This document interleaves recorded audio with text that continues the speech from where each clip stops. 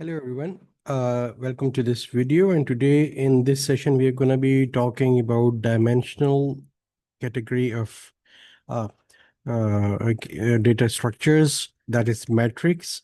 So coming into the topic, matrix is a 2D homogeneous structure that holds elements of the same type such as numeric or character data. It's primarily used for linear algebra operations. A matrix in R can be created using the matrix function. The matrix function requires two arguments. The first of all is the data, which is a vector containing the elements to fill the matrix.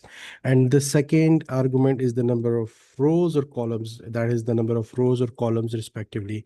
Just to demonstrate the code for this purpose is that, for example, if we create a vector of uh, numbers from 1 to 12, and then let me create this vector, and then we can use the matrix function, and the vector being the first argument, and we are specifying the number of rows and number of columns as a second and third argument.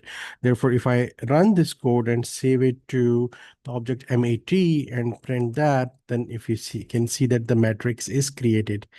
Uh, the key properties of a matrix is that all elements must be of the same type.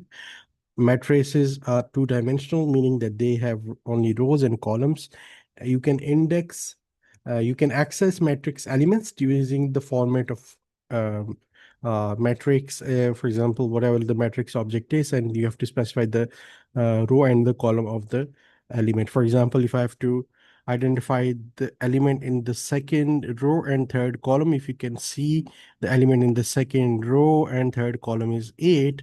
So, and this is the name of the object is mat. So if I use mat second and third, so I will be able to call in the object which is in the second row and third column, which is 8.